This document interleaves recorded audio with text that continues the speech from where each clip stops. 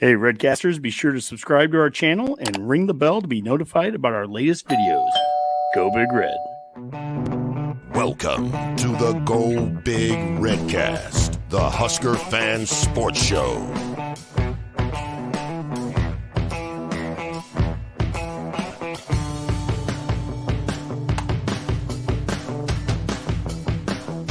Welcome to the Go Big Redcast, Matt's Rule Edition. What's up? Mac, Hi, buddy. How's it going? how you doing? Oh, great. Enjoying the summer, enjoying all the expenses that come along with the summer and adult life and all that good stuff. So I'm looking forward to a little conversation about some football and some camp season, things that are cooking, So, yeah, how are things going with you on your end? How's the shoulder? Honestly, oh my gosh, shoulder. I'm having PT on that. I injured the shoulder, Redcasters, on my first day of vacation over a month ago, but it's getting better. But just in general, we were talking about, we're just going through a little bit of a rough patch in life, just life things happening, whether a lot it's of life coming at work or family, or you drove over today in a different vehicle. I was like, hey, cool, you got a new car. You're like, no. The one I have is just not the compressor one. Healthy. Yeah, just the AC. And what was interesting is it kind of leads into the conversation that we had talked about maybe having, which was about this off-season of, well, it's not really the off-season of hope. No. It's not really an off-season of hype. Seriously. No, but it's kind of been an off-season of fun. It has been fun. I mean, you can see here on the graphic with Herbie or there, obviously what Coach Rule has brought in, Sims there's Solich getting welcomed on. There's some other, they're going to do a camp at Selleck. Yeah. And the Go Big project is moving along nicely. And it was it's actually been a fun off-season to be a fan right now. Yeah. There hasn't been some of the lingering pains of the previous years. And it's so football has actually been a fun thing to fall back on while we've had these other real life things that we all deal with. No, that's exactly It's actually been something fun to fall back on and go, hey, wasn't that really cool what Coach Rule said or what they did or this, whatever it is. There's just been these series of actual good PR, good moments. Yeah, that's exactly true. Because like you said, the last few off seasons, it's been a lot of trepidation and anxiety and we've heard it all before kind of stuff. And so it's hard to get, we still managed to do it, but it was hard to get hype. But this year it's just been like you said, kind of a lot of fun, enjoyable news. I find myself looking up news more and finding, it's funny. I think just kind of going along with your theme, it's we're a little snake bit. We're a little scared to get too on board with what's happening as far as the news and the messaging that's getting out. But but it's more fun. It's more fun just to kind of watch it and just enjoy it. Like you said, when you hear that the team is going to kind of go what do they call that? The Junction City Boys, and just have that one little dorm that they're going to stay in and focus on camp like that. I love that kind of stuff. I mean, that's the kind of attention to detail and really focusing in on what you're going to do there. That's fun to me. I'm that's exciting. That's new. Hopefully that stuff works too. And I'm not going to go, well, we'll see. I mean, of course, we'll see. I know we'll see. I want us to do better, but I'm oh, that's a good idea. If we're really trying to make the main thing, and we know it's not academics, just kidding. but get after the football, really focus in, knuckle down and do it. I love it. Yeah. We have a question here, a baseball question here from Kurt already. What's your opinion on Nebraska getting a new pitching coach? I think we have the potential of having Max. I fear I've misled you. Max, not the guy.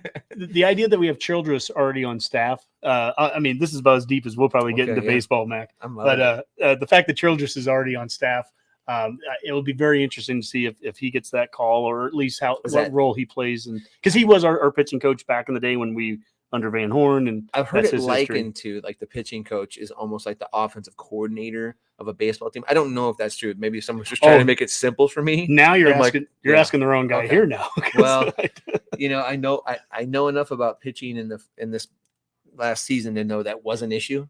Mm-hmm. Yeah, clear as day. And I mean, I assume it's like football. If your position group doesn't perform, you're on the chopping block. So I guess I'm not surprised. And you know what? You got to make moves in big time. The investment that Trev makes, and I feel like what we try to do with the fans anymore, mediocrity isn't going to be tolerated very much. Well, and Will Bolt even talked about that with Christie, who is the catcher when he played there, and longtime friend. That was the pitching coach that just was let go. Oh, okay. And Will Bolt, wished him well and everything. But look, I mean, to your point, if there's an area where if you're clearly struggling and they've struggled for a couple years there. So that's the thing too. We're not big into just firing guys to fire them, but look, if it's a habitual thing, if it's a couple years in a row and things aren't getting corrected, then that's when changes happen. If the analytics tell you, if the analytics say it, but and that's the thing. Like in college baseball, we saw it even this weekend with Iowa, and Iowa makes the regional, and they had great starting pitching, really good starting pitching. These guys went 7-8 innings in, and then they get taken out, and they have the lead, and their bullpen comes in there, and it just blows up on them, and that's how they lost some games and strangest stuff. Sport. It's just such a interesting game in terms of how you have to manage what arms you put against what bats at what time. I'm sure it's fascinating if you like it. It's just to me, I've never been able to really wrap my head around the theory that much. I'm always like, oh, you hit the ball far, kind of run fast, catch and throw. But I'm sure there's a lot to do with him. Like the pitching coach, what's he not telling them? Like, hey, throw some strikes. Throw strikes. Some balls. Don't let him hit it. Stop throwing balls. What now? What was the last part? Don't let him hit the ball. Like, I don't know how you're doing it wrong. Kurt has another question here. He is stretching our Husker knowledge, and I appreciate this, Kurt. Where can they fit 600 more people to break the world record for women's volleyball since they're already at 91,000? I mean, it's a big stadium, and it's going to be standing room only, and maybe like some elevated stages. They could do that, like that, or like a floating stage that they could hover above. I mean, there's a lot of vertical space and the field. I mean, you have the entire stadium itself, and then when I first read that, I actually read it as where are they going to put? They're fitting like 400 more seats into Vanny for volleyball. Oh, and I just found out today seems like a lot. Yeah, I have a coworker that is a season ticket holder, and he just got an email or some correspondence from the athletic department today about where they're going to be putting them. They're going to be putting them up like where the baskets on those sides. I don't know what you call that in volleyball, the baseline or whatever. Sure. The serving line, whatever. It's up in the far corners of each of those sides. So it's like C4, 5, 6, and C11, 12, 13, something like that. But it's up there in those areas. They're going to add some more seats, and so getting as much as they can. That's in there. Probably okay. I think the key to that too would be how good is your video board game. Like if you can show the match, sometimes just being there is enough for the energy to get to the girls and have a good time with that. Like that, I can see wanting to be a part of that, but your sight lines let's not act like those are really good seats. Those are crappy seats to see what's in and out. So like if they're doing a good job with the cameras and the big screens, I could see folks having a lot of fun with that. But that fan experience is just like what they're trying to do over at Memorial Stadium. It's like, get it right. As Tony says here, it seems pretty obvious. Cancel the concert and use the space to take the stage up. It's going to be Scotty McCreery. Hey, and that is who? What's that? Who's Scotty McCreery? He's a country singer. He was like on one of those American Idols or something. And I knew that it was going to be Scotty and I told you this a couple months ago because. Did you? Yeah. Well, I believe you. A guy I know knows someone. And so anyways. Is he local? Scotty McCreery? Is he? No, but he sang like he did a Star Spangled Banner here at one of the football games in the past few years and stuff. So I don't know. I'm sure he'll be good. Well, I meant that's great. But hopefully he's got a small stage. But Corner here, he says, I'd love to see Rule out on the road. I thought about putting on some of the high school gear and impersonating a coach so I could sit on the coaches conference in Houston. I live here, of course. And I think that maybe that's a good way to get us segment. Not that we don't love talking about volleyball, not that we don't love talking about baseball there, but it's just that people don't love us talking about it. Primarily, we're a football show, right? And we should. Was Max saying it was the offensive coordinator of baseball? That's so stupid. I'm sorry. We should get to talking a little bit of that. Before we do, let's quick get into some of our sponsors and everything. We have Alumni Hall, 2 Lincoln locations. Oh, hey, Tony said he won American Idol. Okay. Oh, was it American? Okay. Did I say that? You said a show. He was more specific about it. Maybe you did. Thanks, Tony. Alumni Hall, 2 Lincoln locations downtown. Have you been down to the South Point Pavilion store? I haven't yet. Yeah, they got the new sign up there and everything like that. And nice. We went down there. I took Alex and we got some stuff about a month or so back. Downtown store looks beautiful. Of course, they've redone that. Where's that in relation to like the Grand? Is it the one? It would be just across the street to the north from the Grand. Okay. Right off of P Street, like gotcha. Where Misty's. I think it's still Misty's down there. Would be just to the west of it, that corner. Yeah, so I know the general you're talking about. Yeah, 1120 P Street. Pipeline Jerky, pipeline-jerky.com. Use Redcast at checkout, get 10% off. Help supply the pipeline. Yeah. Let's get some NIL into the offensive linemen. Let's put our money where our mouths are. That's right. We want to run the damn ball. And Redcasters, put your money where our shirts are and our hats. Yeah, right there. Shane and Laura smacking smooch out there in Elwood. And really fine shirts too. I like the fit. I like they're breathable. I get a lot of compliments on these. Absolutely. Use the QR code there. You can find them at Smack and Smooch, Facebook and Twitter. And in our descriptions on social media, we have links to our store. Smart.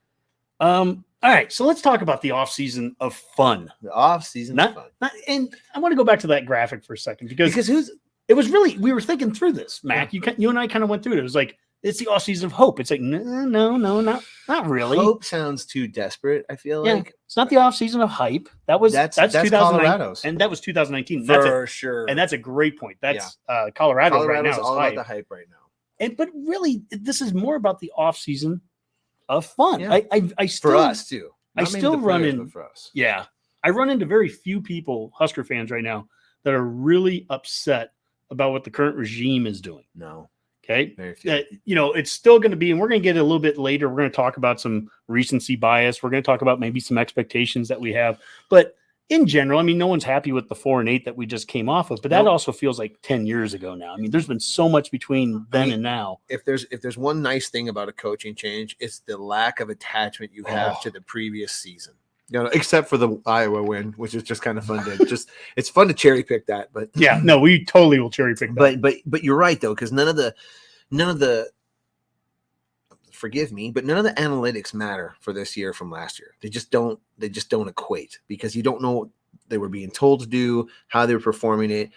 Now the philosophy is a little bit different. So like the chains are off. Like we don't know what we got as a team. We just know that or hope that and are happy at the idea that our coaches are putting these guys in the right position to do something totally different. Mm-hmm. Jim in Minnesota, he says here, the best part of the offseason now with the rules is I no longer have to worry about things and that feels so good. And I think there's a lot of truth there. It's the idea that, we've heard this before. It's the adults in the room, right? Yeah. So there's an adult leading things. But also you said when you have that regime change, all those stats that come along with it. Hey, we lost 6 straight times to this, or we lost this many times. Can't win the close game. Yeah. I'm like, our head coach has this record and he needs to go 24-0 over the next 2 years to get back to 500 or whatever the stat is. Right. It starts over right now. Right. And it is and when I think about this offseason of fun, it's them starting with Trev, listening who's a fun guy. We're all having fun with Trev. And that they're listening to what the fans want. So whether that starts with, Herbie being back or Solich coming back, one of the things that's stuff that fans want to see. Then you have things that, I think we want to see. Old school people like us want to see us getting under center and having a mobile QB that can run the ball. We want to take a green jersey, off the quarterback in practice, throw a fullback out there. Let's get physical. Let's win. Let's win the line of scrimmage, those kind of things. And to see this staff really attacking that. And then what I really want to kind of touch on here is just the news here this week that Selleck Dorm, they're gonna go old school Selleck Dorm. That's where Devaney, when Osborne came here and asked to be just a part of the program in the first year of Devaney said, well, I don't have a position for you as a coach, but I've got these rowdy guys out there in Selleck, these rowdy players, and I need somebody to kind of be a TA and just live there and watch them. Right. And he sends Osborne out there, and that's the start. And Osborne did a good job with that kind of remedial position, and that was enough to move him along, get him into being a GA eventually, and then becoming a position coach, working your way up. Yeah. And here we are in 2023 in the years of NIL and big money and transfer portals and all that, and Rule says we need to build a team. Yeah. And the best way to do that is let's get all the coaches, the players. We're going to be living in Selleck for those 2 weeks during the time of camp where we don't have the full team, where we just have the 105. Yeah. It reminds me, one of the things I like about the staff is the through line seems to be very consistent with these guys. It's about, accountability. It's about execution. It's about attention to detail.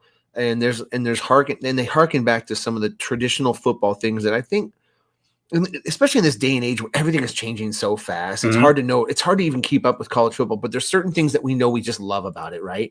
One of the things that Satterfield talked about was when we huddle.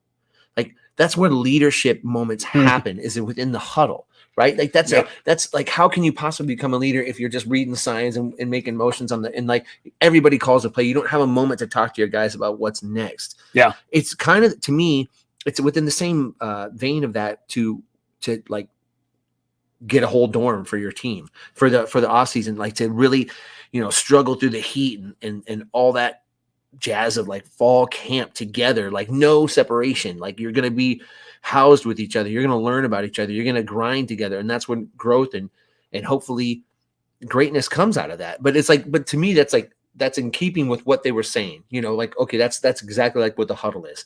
Mm-hmm. There are old school things about football that need to be maintained, especially college football, in my opinion, because the game is changing so fast. I'm like, we're rapidly approaching this NFL model that I don't know, maybe it works in the long term for money and everything, but I don't know that I love it. A lot of traditions are being lost along the way, but like, it's some of the greatest things about football are just those moments in the huddles with the guys and those moments in fall camp with the guys. Like that's how you and I met and we became good friends, like hating running to the practice field from SCOTUS, and ruining our new cleats on the first day on like 3.5 blocks of cement, but you remember that forever. And that's how teams grow and come together. And I think it's not lip service. This is just like when it's not lip service to say, we're going to hit the quarterbacks during practice. No, they did. And they do it. Yeah. And it's not lip service to say we want to be a developmental program when part of being a developmental program is bringing the team together, develop the teamwork, develop the relationships with the coaching staff. I brought up this tweet here that I sent out yesterday. So yesterday it was June 5th. And so far this month, Coach Rule and staff have hosted 9 visitors last weekend. They ran a camp on Sunday in Lincoln. They flew to Texas. They attended an NIL event with the 1890 initiative down there in Texas. Sure. They helped run camps yesterday and today, Monday and Tuesday down there in Texas. When Trev Albert said he wanted grinders, this is what he meant, go Big Red. Yeah. And I think there's so much truth to that. And, well, not only because I wrote that, but there's a lot of truth to that. And the thing that I like about it, this goes back to Jim's comment too, that there's somebody running the show, is that it's the perfect blend. Rule has so far been the perfect blend of new school and old school all at the same time. Right. Look, it is one thing to be a Husker fan for us to just say, throw a fullback out there, get under center, and just pound guys for 4 yards and get back to where we were in 1995. It doesn't work like that. This is a different age. For all those people that said, get your, Husker fans, stop living in the 90s. You're right. It's 2023. We have to play with a different mentality. And so we have a head coach out there who values NIL, who value so much so they're flying down to Texas to talk with the 1890 initiative and the collective people and the fans and the supporters that are supporting that. He absolutely buys into that. He is supportive of the transfer portal, incoming and outcoming. He's playing in today's world. Yep. And at the same time that he can do that he's doing the new school game, he also embraces certain old school things. That's why I don't just let go of the green jersey thing. I don't let go of the fullback thing. I love the idea of going into a dorm. We haven't seen that. Right. I don't know when the last time. I don't know if Osborne even did that at times. I don't know. They said they went all the way back to like the Camp Curtis days of, like the Bill Glassford. They used to take the players out to Curtis, Nebraska, to the Ag College. And it was kind of the Junction Boys of Nebraska's day, but not in a good way. I mean, guys would just, well, Junction Boys wasn't good either. Different times. There were guys that quit the team. They took a car down to McCook and got on a train and trained back, and they just said, we're done.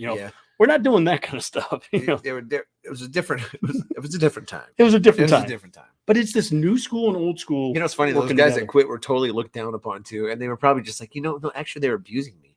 It's literal abuse. Pussy. No, but some things for the better have changed for college football. But it's like what you said. Mm-hmm. He's all about recovery. He's all about the sports science. He's all about that. But he's also all about, we still have to be tough. We still have to be able to play a tough man's game, and that's what you do. I mean, Buffs Nation says Rules using Prime's blueprint. Well done. Actually, we're not saying that all Buffs Nation. In fact, everything we just said are things he's not doing. A real account. There's no way Buffs Nation. Well, Buffs Nation. Oh no, he's tuned in a number of times before. What? But Buffs Nation, I didn't see goofy padded helmets at spring practice. I saw guys getting tackled. Or JV guys. I saw real football being played during spring ball. So Buffs Nation, I appreciate you watching us, and it's great that you can tune in during the offseason for us, but that's not what we're saying. No. In fact, what we're saying is what Nebraska is doing right now is unique. I haven't seen. In fact, when Nebraska got done with spring ball, And you and I, we got done watching the spring game, and then we'd go and we'd watch some of the other spring games. We watched Wisconsin's, and they've got a new staff in there. Yep. And Wisconsin's got a quarterback in a green jersey out there, throwing the ball with no rush coming on him. It's not real football. So I love it. I love when That's what it is. I love when people critique our spring game. And, it didn't look good, or we had these turnovers and all this. And I'm like, we played a bunch of guys. Yeah. They played real football. Sure. Some of those guys we knew weren't even going to be around when the game was done, but they still played real football, real tackling, and the quarterback looked good. And the quarterback who's going to be playing, and the quarterbacks who are going to be playing. I thought Harbaugh looked good for what we want him to do. Purdy looked good. Dude, you can't look at that performance and hate Jeff Sims' performance. Yeah, I know. Colorado has fans. No, they just have a bunch of burners. Anthony, if he was using Prime's blueprint, wouldn't he have told over half the team to leave? Yeah. And I think that's a great point there too, Anthony, is that, part of the blueprint was to let the process play out. Let's be a developmental program. And being a developmental program meant that we had over 100 players on this team up until the very end of the semester. We still don't fully know. We haven't been told exactly what players have agreed to leave or left under whatever the circumstances were, but we know that they got down to 83, right, to the point where then they offered Bullock and Borkircher which I really like that idea anyway. And I want to circle walk-ons becoming scholarship guys. I don't think Prime's doing that. And I want to circle back to Colorado for just a second. I don't really care what he's doing in Colorado. I think that actually might be the right move for Colorado. Yeah, I just don't think it's apples to apples comparison. So when I say that I'm happy we got Matt Rule versus Deion, that's not to shit on Deion. Like, Deion's going to do fine, and I think maybe that attitude is probably what they need out in Colorado. But like, some people are just like, yo, we missed our opportunity with him. Like, he would not have fit here. It just wasn't going to work. So I don't wish Deion any negative success except for when they play us. What I loved about him as a player, and I loved Deion Sanders as a player, one of my top five guys ever as a player. He's a little brash as a coach. That might work in today's day. And there's no way to know yet how he's going to translate. But if I do feel like if you give him enough time, he will eventually attract enough good talent that there'll be a decent team. Deion presents a different package than Rule, and Colorado is a program that is more susceptible to that kind of change than Nebraska would be. We're very traditional. We're blue blood, y'all. I'm sorry. That's what it matters. And Deion, it might be great for them. Negative talk about him is just mostly fun and fodder because we're going to play him. I don't really actually have any ill will towards him. I mean, you just said we're the blue blood. So look at this. We did the offseason of hope, nope, hype. We crossed that out, and then we said hype is what Colorado's doing. Mm-hmm. And actually, I don't even mean that in a negative way towards Colorado right now. I don't either. They are a one-win program. They were a one-win program a year ago that had 1,000, 2,000 people show up at their spring game.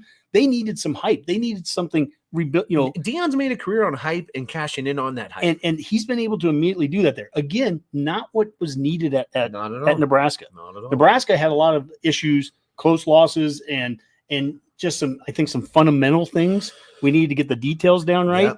Yeah. But one of the things that you've noticed Rule hasn't had to do is as good of a job as he's done being an ambassador for the program and going around the state and doing a lot of great things. He hasn't had to go out and solicit fan support. It's there. The support is there. No. And I mean, he stepped right into it. He knew it right away. Yeah. It's like, oh my gosh, this is he's a Penn State guy, his wife, him, and they have experienced blue blood kind of program too, and yet they come here, and I mean, it's apparent that the amount of attention that they get here. I mean, this is Nebraska. And at the end of the day, it doesn't even really matter who presented what first. It's who's winning games. Like, Deion will be looked at as a genius and forever have a style that people might try to copy if they're good right away. If Rule's good right away, we're going to love everything he ever did. I'm like, it just matters. Like, we just got to win. There's several ways to skin a cat. It just, at Nebraska, there has to be some concession to the fact that, and I'm going to say it again, we're a blue blood program that requires doing things at a different level of. In Nebraska, you have to think in terms of program. To me, it just seems like with Deion, the program is sort of, the coach is the face of it, and that would never really work here. You know what I mean? It has to be the program first, not the face of the coach and all his brash statements and changing uniforms and stuff like that. That's Oregon stuff. That's where you're trying to be in some ways above the program. Right. You're trying to make it more about. Well, it's and that's that's fine to kind of break on the scene and become a new power. I'm not saying that's wrong either. I'm just saying we're already a blue blood. We have a different way we have to do this. And the best part is that Trev and Rule both understand that. I feel like I think they know exactly what I'm talking about. So it's fine that they've got Dion. It's great that they have Dion. It brings a lot of hype to that contest. And when we beat them, it'll be fantastic. It's going to taste so good. It'll taste very good. Mike Delaware. Buffalo. Yeah. Speaking of tasting good, the No Block, No Rock podcast at Nebraska Brewing Company. There's Mike Delaware and Mac the Goat. Okay, so you're the GOAT. Now, I'm literally sitting right here, Mike. Really nice to say. I'm sitting right next to him. But it says Mac, though.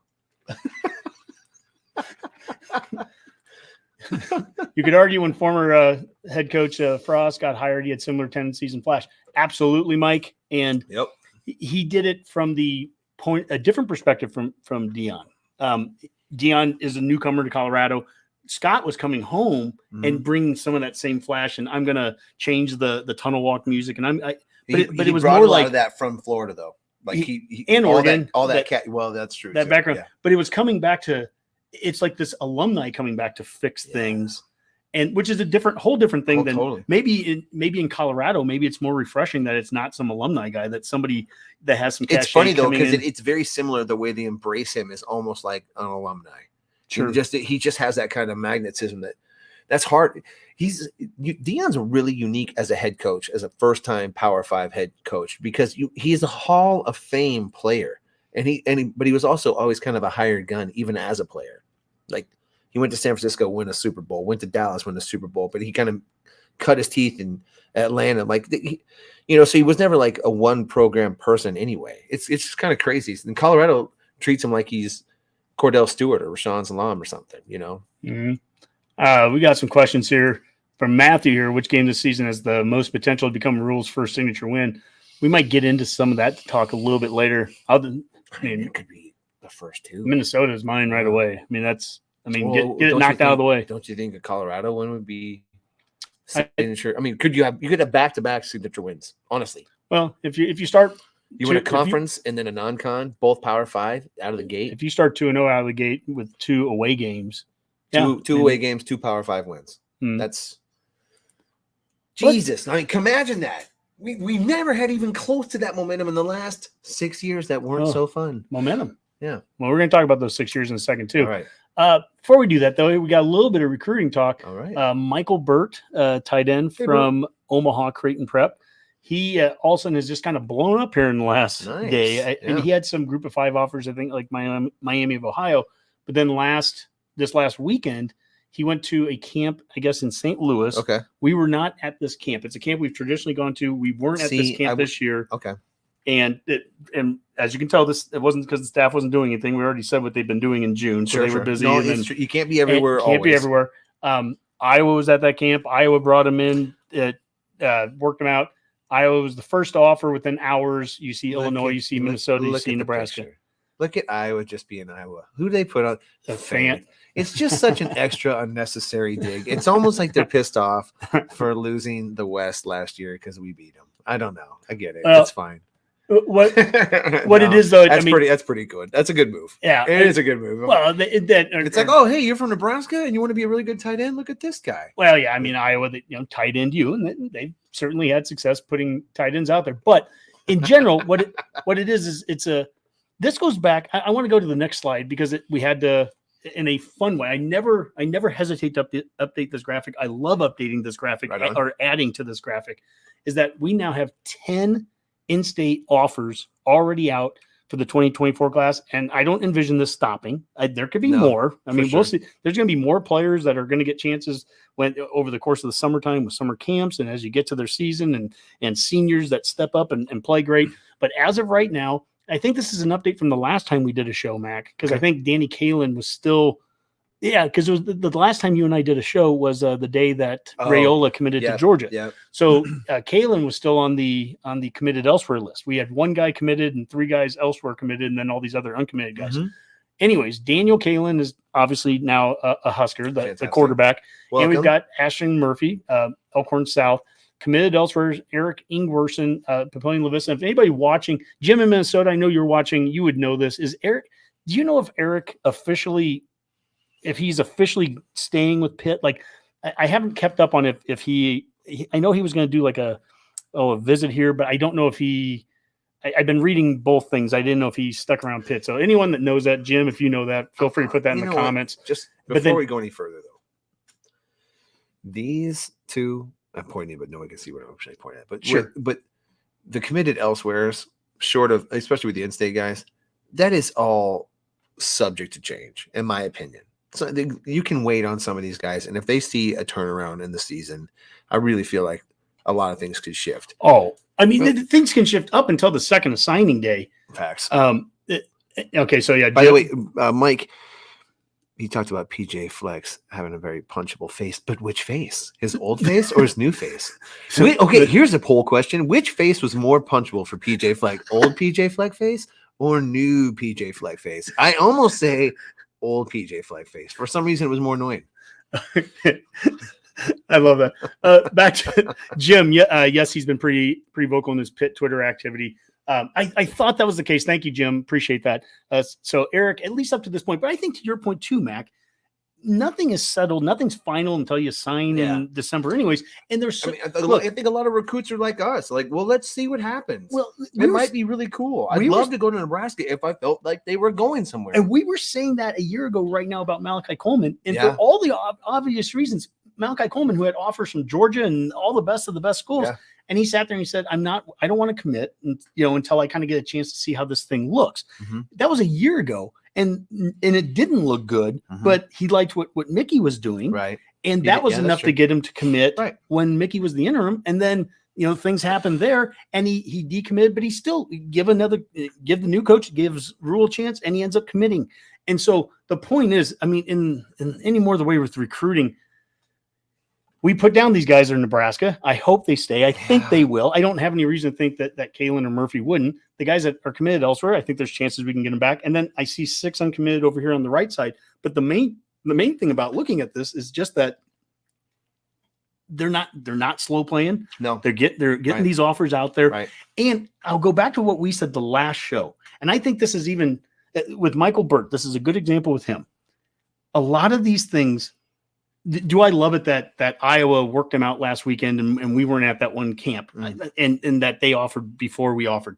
Of course, at the end of the day, I mean, my kind of steadfast rules, I always want Nebraska kids being offered by Nebraska first. But I also said the last show that I think this is going to take a full cycle, recruiting cycle for us to get kids in now, get juniors of this year, incoming juniors of this year, get them into your camps this summer. Watch them, recruit them during the football season, evaluate them. And so by this time next year, we shouldn't be seeing guys getting offered. If we want to offer a Nebraska kid this time next year, we should have already offered him. It would be nice to see this staff as opposed to another team coming in and making the first offer and then recruiting blowing up. It'd be nice to see it'd be when this staff offers a Nebraska kid, then his recruiting blows up because they know that the evaluation has been done properly and Nebraska is taking it seriously. And I feel like, to me, that's what this staff is doing by getting around and doing these camps and really going in evaluation. It's hard for me to be too critical about what they're recruiting this year because I know what kind of the cycle is so quick. And when you've been gone, Rule hasn't been out of football, but he's been out of college football. So like your recruiting ties, you know how deep they are. That's how important these camps are, is because you need to set the tone by sophomore year on some of these guys, juniors and others. Sure. You're gonna get the late blooming seniors. And maybe that's where we make hay this year, but it's just kind of hard to do. So for me, it's like not even maybe next year, but 2 years down the line. If we're winning a little bit, if we're winning, we go to a bowl game and we win 8 wins the next, and like you really start to see it build on each other. We get so impatient and for good reasons, but I think the way this staff is building things and the way the Rule builds things, the real harvest is going to be 3 years down the line. That's where we're going to be really good. Now we might have some moments in between time in the recruiting or the transfer portal allows for some of that, but again, I heard Sean Callahan interviewing Garrett McGuire, and it was just like they say a few things when they talk about recruiting. They talk about length and speed, and they talk about being a developmental program. They want to see your athleticism, and then they feel like they can create football players out of you. but that's going to take some time, and it just does. So part of it is winning the games you should win. Part of it's kind of winning your non-con, which they can do, I think, with the talent we have. But it'd be interesting to see in a few years how good this team or how this team does look. Not how good it is, but I think in 3 years, you're like, okay, I'll have a really good feel for how this staff is doing. Mm-hmm. Yeah, Jim was saying same thing here that Michael Burt, he worked the Lindenberg camp this weekend. I think that was down in St. Louis, where Fleck and Abdul Hodge, Iowa, they were at, and they got to see him work out. Nebraska was hosting official visits this weekend, not the camp. Again, I think some of this gets – June is so busy. Well, and I just think from an in-state recruiting perspective, give this staff a full cycle. Give them a chance to get through recruiting players, in advance to where I'll be totally honest with you. A year from now, I'd be a lot more annoyed than I am right now if I saw another team coming in offering our kids before that. Jim, you and I had conversations a year ago. I remember you being frustrated for all the right reasons with like a guy like McIntyre from Fremont, who eventually got offered by Oklahoma before Nebraska. It's like, how are we going into year 6 at that time, year 6 of Frost? How are we not offering, or year 5 of Frost, I'm sorry, but how are we not offering an in-state kid before, Oklahoma comes in and identifies them? That's the kind of stuff that I'm not concerned with Rule doing. I mean, this is what Rule, right now we're seeing 10 offers right now from Rule, as is. Well, and then my thought was too, okay, let's say in year 2 or year 3, we are not offering that guy. Well, then at least it'd be nice to be able to understand why. Like, okay, we're saturated at that position. Maybe he doesn't quite meet the criteria. Yes, he's from Nebraska, but he doesn't. Like, at least it makes sense why we didn't necessarily hit a guy. But sometimes it just doesn't even seem to make sense. Like, why we're not recruiting this guy if it's a position of need. Well, and he's within the borders, and when he checks the boxes athletically, size-wise. And a good player, this is the development side. A good player, physically, I almost get away, unless it's a shorter quarterback. Position of need doesn't matter so much to me, because if you're a good player, if I'm looking at Michael Burt and he's 6'5", 226, yeah, he might be that tight end, but maybe we don't need him at tight end, but he might be a defensive end. We just saw that with oh my gosh, I'm AJ, Rollins. Thank you, Rollins. They moved him around that way, and it wasn't alley-oop. I mean, if the kid could be a great wide receiver, but that's not a position of need. Well, you know what? He might be a defensive back. I look at, Caleb Benning right now. I love that idea as an example. I don't know. Benning could be a great safety. He could be a corner. He could be a wide receiver. He could be a slot. He could be a running back guy. Look at what they're doing with the guy like the fullback that they put in it from the wide receiver. Bonner. Yeah. God dang it, man. I did a terrible job of reading you too. I'm like, I'm Janovich. I'm like just going through the stupid names. Matt's rule to all the followers here right now. Matt's rule is we get together, we have a couple drinks, we just talk about life in general. We talk about cars breaking down. And by the time you have a couple drinks, then one large one. Janarian Bonner. There we go. Goodness gracious. My brain. And it's really helpful having you guys following along and answering some of our questions for us. So I really do appreciate that. Thank you very much. But in general, I brought this recruiting stat up here just to show that, the numbers are impressive. I mean, this is 10 in-state offers, double-digit in-state offers for the second straight year. Yeah. I don't see that slowing down with Nebraska kids. I don't even want to have the argument anymore, discussion that are we more talented than we were before? That's been a thing in the past. I don't care. Fine, we're more talented. If that's what we are, we are. I will say we've always had the talent, but I appreciate the fact that it's being identified, it's being offered. And we're going to have big time schools coming in to recruit our kids. That's fine. We need to compete against them, and we need to not slow play and be behind. I don't think the staff's going to be guilty of that moving forward, but I do think I'm really interested to see the staff once it has a full cycle under it. And I also think it would be nice if we're doing a good job of developing that the in-state players that we do get hit a little bit. Yeah. I'm not going to call any individual players' names out, but there have been some Nebraska guys that we have got, some higher ranked Nebraska guys that we have got that haven't done as well as maybe we thought they were going to. Certainly no one to like a Noah Fant's kind of level of performance. Now, the Iowa fan out there is going to say this because you guys don't develop worth of shit. And I can't even argue that. But that can't be true anymore. That can't be the case anymore. It can't be that we lose a guy and he gets better because he went to a better developmental program. That can't be true anymore. No, we've got to be the best at that. Yeah. And I feel like at least on paper and the words they're saying, that's what we're trending towards, being the better developmental program and keeping the in-state talent here so we can do that. So go ahead. No, I think that is a perfect segue into this. I want to have a discussion on recency bias. Okay. And it seemed like a good time there's a couple of just timely years that are coming up here that I wanted to talk about. And it mathematically fit well to have this discussion. There are fans out there that think, some are being Husker fans, some being fans of other programs that like to troll us right now, but that we're snake bitten. We're not. Stop thinking about, you're not going to be back to where you were before. Right. Whatever. Let's define what that is in this conversation. But you're not going to get back to where you were. The 90s were that, and there's a lot of, I think, recency bias that goes on. We are hitting right now. We just got done with 25 years of post-Osborne football. So Osborne was here for 25 years, and now it's been 25 years since Osborne coached. That's been a total of 50 years. That's 50. 25 plus 25. We have the coaches here during that time frame. There's Frank, and there's Callahan, Pelini, Riley, and of course Frost. That built that up. Look at that. Look at that. 5 coaches, man. Who'd have thought?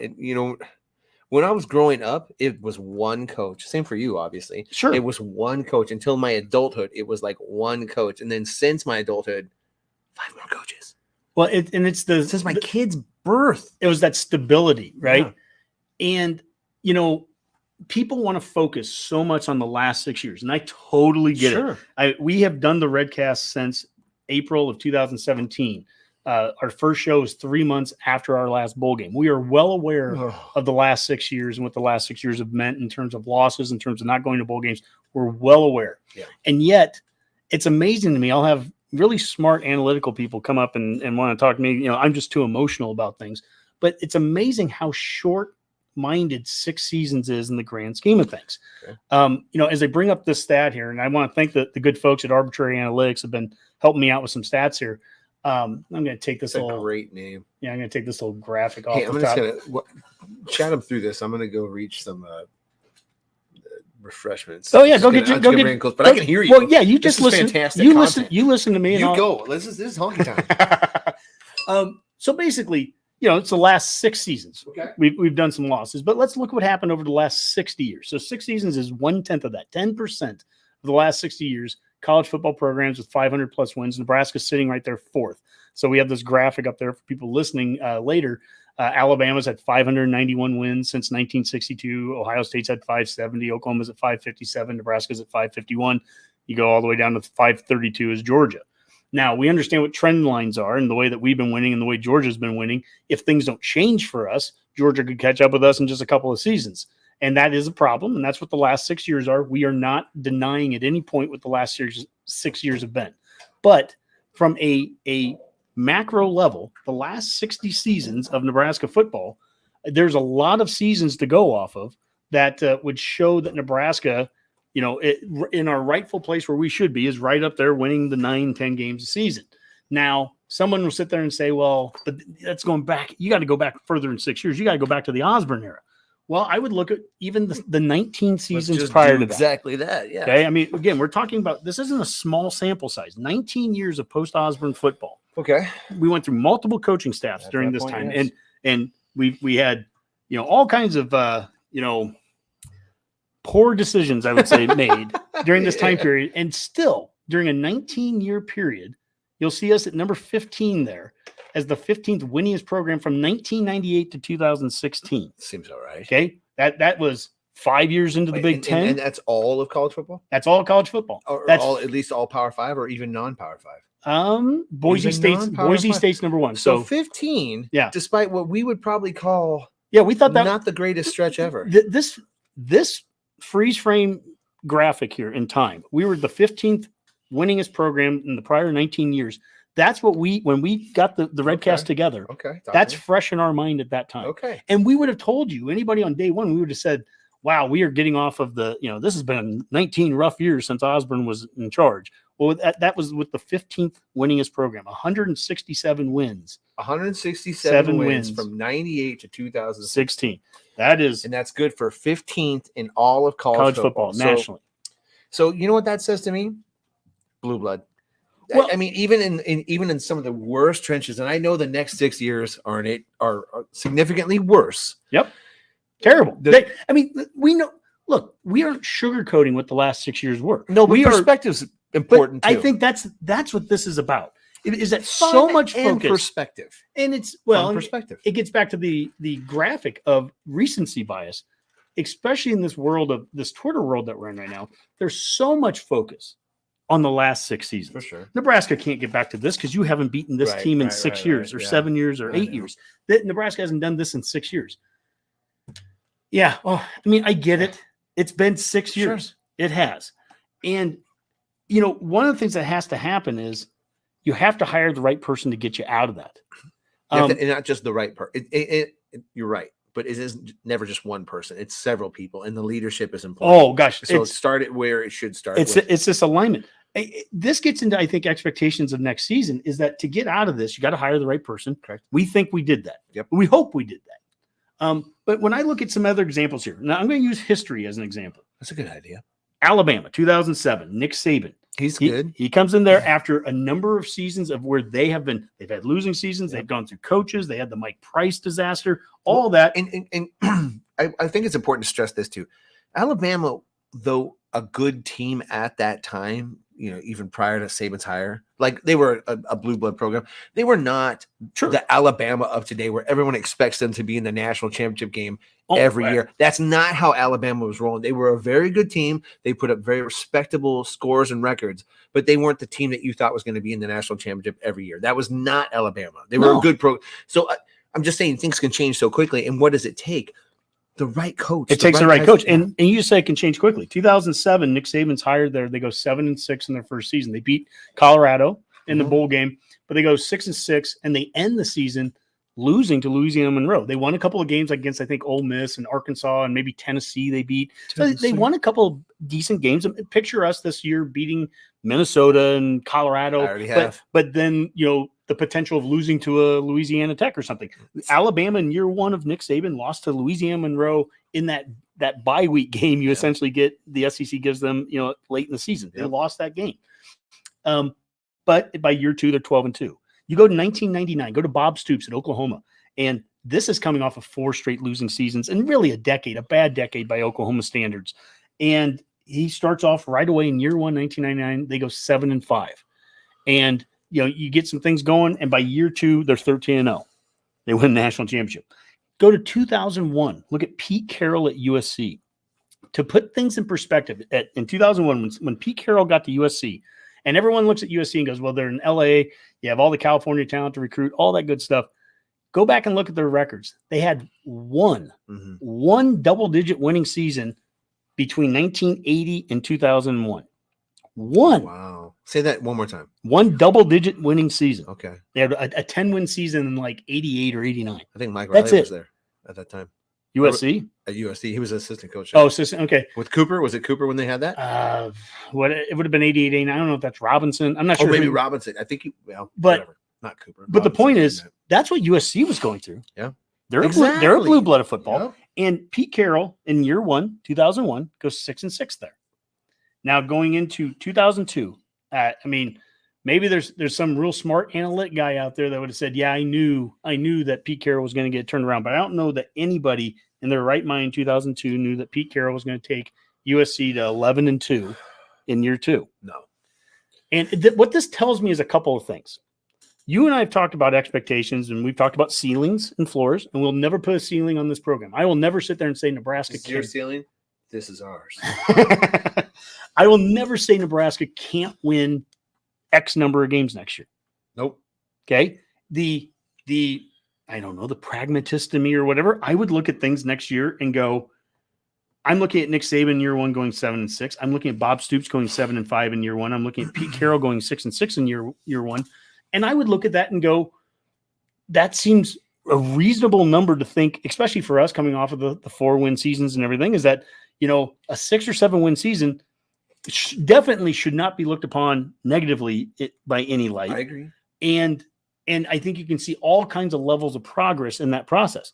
But what it also tells me is when I look at that second year, I don't know that we'll go 13-0 in year two like Bob Stoops did, but the 11-2s and 12-2s that Nick Saban and Pete Carroll did. If Matt Rule is as good of a coach as we think he is, he's demonstrated this at other programs where he took them over in worse situations than we were, and took them to year 3 in their cases. If we're talking about year 2, this should not be a long runway. This isn't a 7-year runway that we heard about back in 2017 and 18. This should be get things right, do things right, and we can get this thing going. If they do as well, if they get, I would say anything beyond 7 wins this year is pretty damn good. I really would say that. I'm like, historically, I would agree with you. And like, that's not to say that I wouldn't be disappointed with the loss here or loss there. That's probably true because I'll tell you this: if we get to 7 wins, my imagination starts rolling. Like, we could have done this, we could have done that. Probably we didn't. If we get to 7 wins, probably we didn't play very well in some games, because that would have kept us from 9 wins. Because that's what I think the level of talent on this team is, I guess, is what I'm trying to say. And if that's the case, then no small amount of credit should go to Scott Frost and the staff before this, if we're going to kind of bring it back. But I know the transfer portal is going to make a big impact on that. If you're talking your starting quarterback, hell, even the running back grants a transfer, and there's, the guys on the defense that might make a difference, or transfer guys too, but still it's going to be the core of the people that Frost and that group had recruited to, which I already think are a decent group of players. I already think they're good guys. I already, and I know you would agree with me, think that they have been in more games than almost any other program in history and still lost those games. So if coaching changes that fact a little bit, if being very good about situational football and building this team vibe up while doing like this Junction Boys thing about like just going to Selleck and everything, then it's not going to be a very big surprise to me if we win more than 7 games. No, but it's a hard thing because of recency bias. It's a hard thing to try to sell to somebody. Mm-hmm. But I don't think it's that big of a stretch of an imagination to do it, because we're dealing with a coach that has no history here. His history is, and I'm not counting the NFL. I don't give a shit about the NFL when it comes to this. His history is, he understands college football. And like, you can tell just by how he's been handling these camps and getting into Texas and the NIL, like, you can tell this isn't a guy who, some people are so stubborn in their ways. Some are so set in their ways. They're so confident in their ability to do one thing that they aren't able to adapt to new things. Rule isn't cut from that cloth. No. Rule looks at what are my options? What are my tools? What can I use to my advantage? And I will find the right people. I will get the right people in position to maximize. And what you're saying, what Nebraska is, a developmental program. Right. That's what we're built to do. And what you're saying are traits of coaches that I would say Pete Carroll's very similar to that. I'd say Bob Stoops is very similar to that. I'd say Nick Saban, very similar to that. They're gonna do it their own way. They're gonna plug and play. Jim in Minnesota here talks about, Pete Carroll hired a 24-year-old tight end coach, Lane Kiffin. I've heard of him. Sounds interesting, right? That's what Pete Carroll did in year 1, hired a young coach. Heard of that before. He also inherited a talented but maligned quarterback, Carson Palmer. But the maligned part is very on point, Jim, because I remember Carson Palmer as a recruit, and he was a big time recruit, but when he had got there, he was already kind of considered to be a bust. So that is a great point. And one of the things that's different between all the 3 previously mentioned coaches that I've been talking about here, Stoops and Saban and Carroll, one of the things that they didn't have at their an option at that time was the portal and NIL. Yeah. So, I mean, the option for Rule to be able to go out there and rebuild a roster even faster. I mean, our starting quarterback's going to be, it could have been a quarterback coming back. It could have been Thompson, but he was able to go into this portal that didn't exist back then. And that's where our starting quarterback's going to come out. Now. It's hard to know how much that's going to be of benefit to him or not, because there are other teams are also now. Yeah, everyone gets to do it. Look at Iowa. Sure. They got Michigan's backup quarterback, and now they're slotted to win the West because of that. Sure. Clearly because of that. Because if they didn't have him, no one would be talking about Iowa in that vein. Yeah, they brought in a couple other guys too. I think a tight end receiver. But. But they always have tight ends, and they always have some. But like, if you don't have that quarterback, right. So my point is, like, other teams have access to that as well. But it's not so much that who you got. It's more about how are you utilizing the tool. And I feel like we are utilizing the tool properly. I think we might.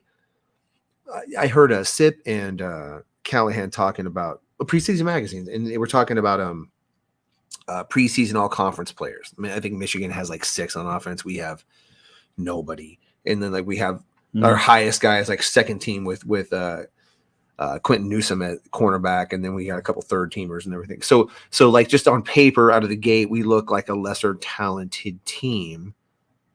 But how different is that if we start performing in like how surprised are you if Thomas Fidone has this breakout season? Are you telling me Jeff Sims doesn't have all conference ability or an Anthony Grant at running back or whatever? I mean, you can start going Xavier down Betts. or any one of the number of offensive linemen that we've already been talking about in the past. Prohaska stays healthy for a year. Ben Hart plays up to that. Chief Borders, is he okay? Is he better than we thought?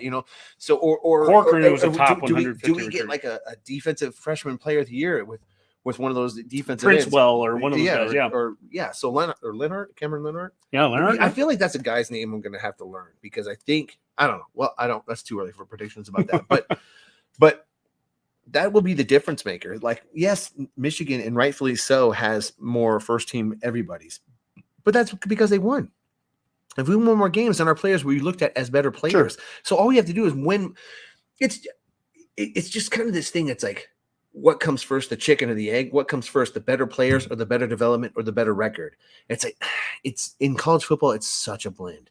If you're doing right by the guys, maybe you cultivate an All-American or All Big Ten player, and that brings in more guys. It's not super complicated. It's just a little. What's the right word for it?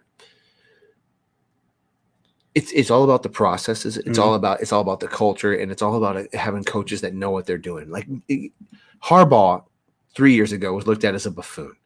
He was. People hate him. Like, he's on the hot seat. He was on the hot seat the exact same time Scott Frost was on the hot seat for the first time. Yep. But actually, he was on the hot seat the year before Frost got hired. Yeah, because he was there. He got there earlier than Frost.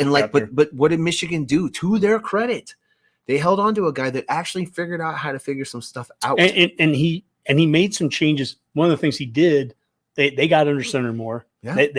They doubled down on playing a different style, more physical style of football to compete against Ohio State, where they felt like they couldn't just man for man always recruit. Even Michigan couldn't quite recruit at the level of Ohio State if they were just going to try to go man for man, position for position. And they not quite. They wanted to have a schematic advantage on them, and they got under center. They have played physical against Ohio State the way that his Stanford teams played physical against Oregon back in the day, and did things that I remember Scott Frost at one of those coaches clinics, the first ones we went to, where when he talked about he wanted to build Oregon speed and Husker power, he specifically referenced Stanford back in the day, where he's like, we were great at Stanford or at Oregon. We did all these things. We could score 100 points on everybody, except once a year we would play Stanford and they'd hit us in the mouth, and we couldn't do this or that. And when I took over my own program, I knew I wanted to be able to beat a team that could take on that Stanford, but also go and score 100 points the way that Oregon did.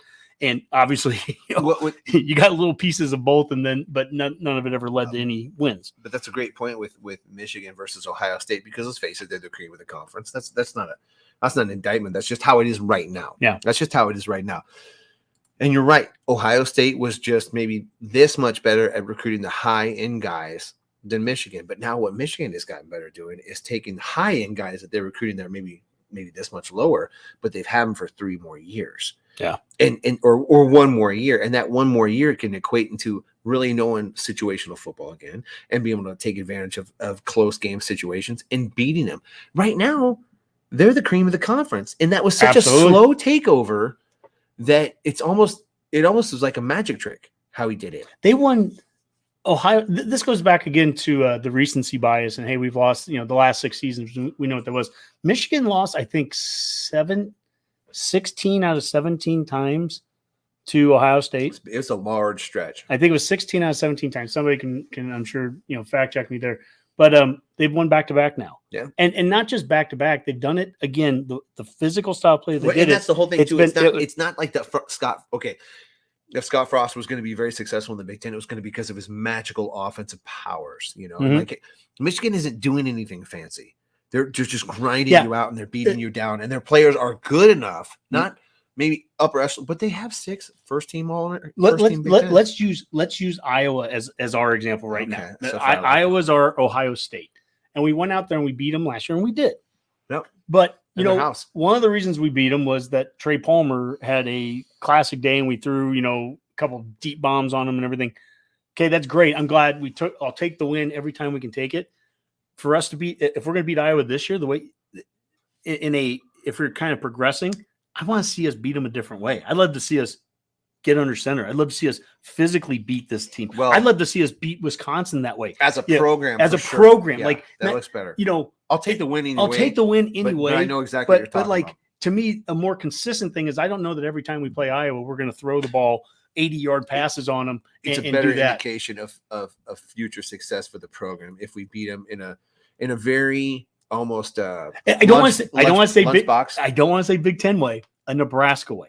When people say, like Nebraska's getting back into Big Ten football this year, how, Satterfield and Rule have talked about winning in cold weather and all this, and that's Big Ten football. That's Nebraska football. Well, I know that should be that's Nebraska football first and foremost. I'm glad it works in the Big Ten, but that's Nebraska football. We need to get back to Nebraska football. We do, but I feel like and the Big Ten can pull that out of us. That's a positive about the Big Ten. I'm not crapping on the Big Ten here. I'm just saying the Nebraska is going to be at its best when Nebraska plays Nebraska-style football. What will be irritating is, Nebraska finally learned how to play Big Ten football, and now they're winning. Like, that would be annoying because that's not true. What we have done is got away from who we were, which was more of a Big Ten blueprint. I would agree that our blueprint of success in the past was more suited for what the Big Ten currently is now. But to say that Nebraska's finally playing Big Ten football and that's why we have success will be irritating because as fans, longtime fans, that's what we were clamoring for anyway. I was like, no, run the damn ball, huddle, execute, hit hard on defense, and play fundamental football. Like that's what like we never said stop doing that. That's all. It's a fan base. We're like, I really wish we'd just go 3 and out so quickly that the defense was exhausted, and then we scrambled around and didn't play hard at the line of scrimmage and let teams just run the ball down our throat. Like we never said that. That's not what we wanted. It wasn't like, I hope we can get interceptions so quickly that we can get the ball back in offense. That's what Frost thought we needed to do. But like that was never going to happen in this conference. So, but regardless, I guess if they're going to say it's Big Ten football and Nebraska is finally playing Big Ten, be it. As long as we're winning, because fine. We're sitting at 10-2 and they're having that conversation. Then I'm happy with that too. Then that means we're 10-2 and we're winning games and we can have that conversation. But so Tony talks about how he hates how much Harbaugh. But what would be worse, Harbaugh or Fleck? I mean, I'd rather have Jim grow on me than Peach. To go back to Mike, sounded weird. They both sound like a little fungi. PJ Fluke has a punchable face. I don't know if Harbaugh has a punchable face. I guess I've never thought of it. Slappable, but maybe not punchable. I think he would be a crazy guy to fight. I wouldn't want to fight him at all. He just seems like it would be difficult. He's crazy. He's fully crazy. Well, where are we at with things? I don't know. This is maybe we'll do parting shots. What do you think? So soon? No. I mean, God, we've gone an hour and 3 minutes. Thank you so much. All the followers have been following along and making comments and stuff. Really appreciate it. You know what? I uploaded this. This is funny. We'll just play it here just enjoy. This is a couple weeks old, but this was Iowa. This is AI. We got to be careful with AI now. It's getting out there. This was a AI of Kirk Ferentz talking. So this is not real. Okay.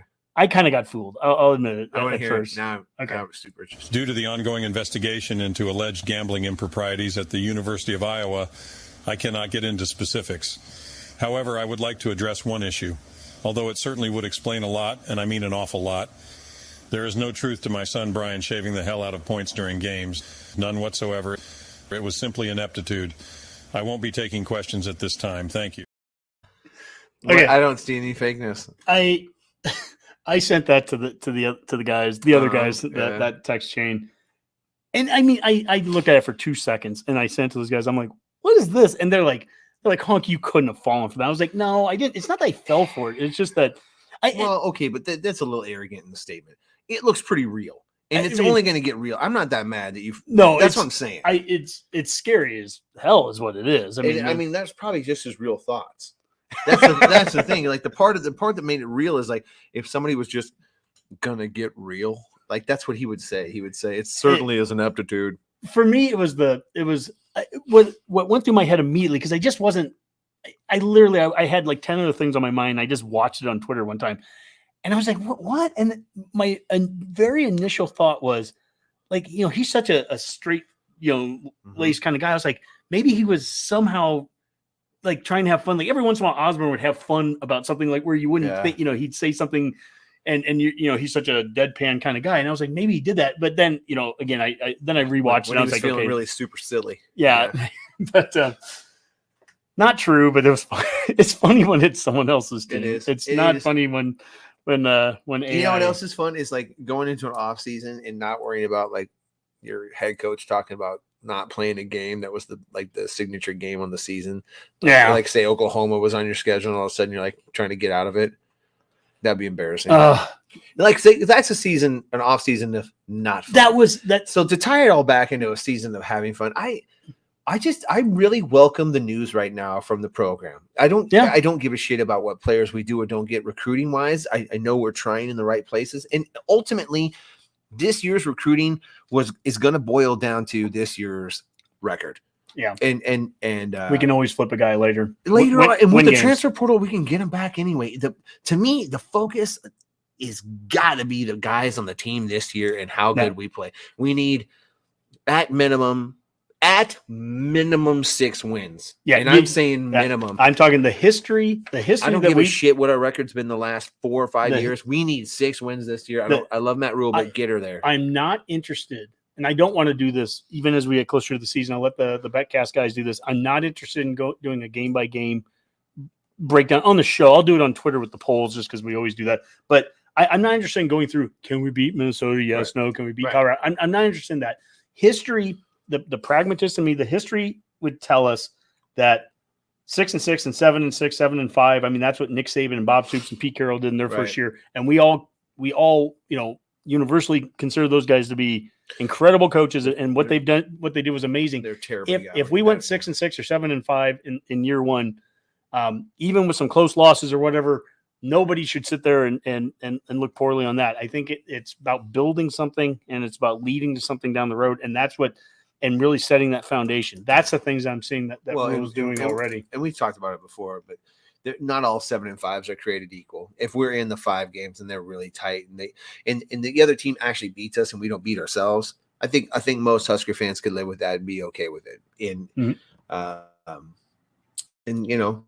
that's probably the best we can hope for right now. It's going to be a dogfight. Most games are going to be a dogfight. The season's all about FUN fun. Football's undefeated national champs. Thank you, Anthony. I think that's a great way to kind of go at her. So let's do a little parting shots, Matt. All right, okay. It has been a while since we've done one of these. It's the dog days of the off season here.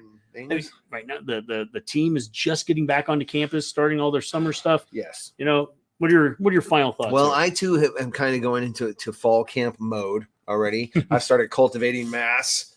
I'm going mostly center mass. I'm using a lot of carbs and high sugar products, but I feel like later on that's going to help me with my leverage. Also, to my Lincolnites out there, voluntary water bans. Isn't that the saddest thing ever? It's like saying, "Hey, go ahead and let your yard die," and I'm like, "Hey."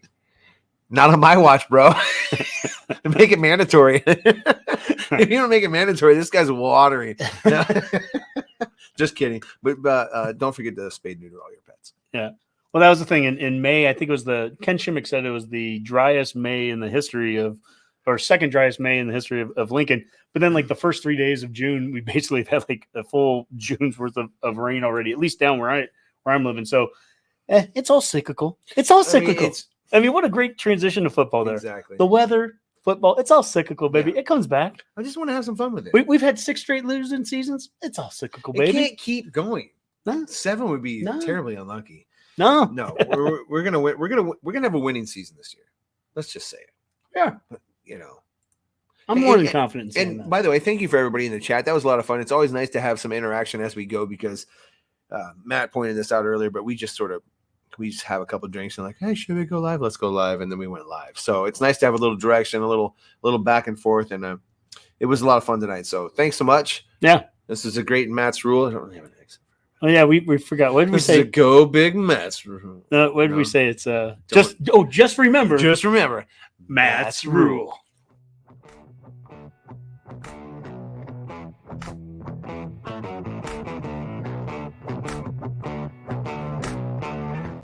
Okay, we're gonna stop for a second. Yeah. We still have a. So Mac has one parting shot. He has a dream. He forgot. He wants to tell you. So my brother Mike, who's a very big Deion Sanders fan. In fact, we have a bet about how the season's going to go. Anyway, I had this dream the other day where like Mike and Matt Rule are hanging out.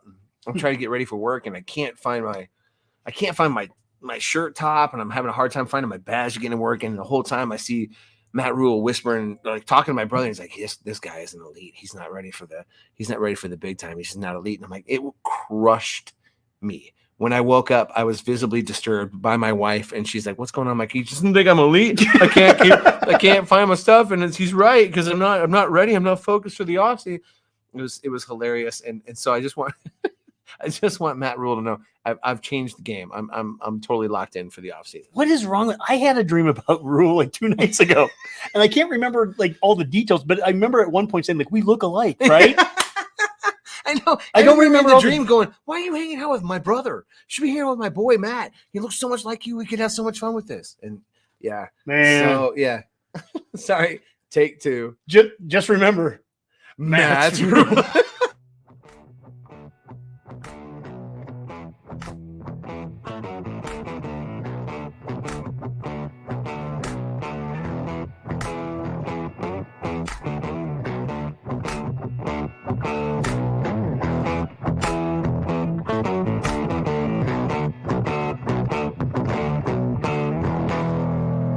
A Herd at Sports Network production.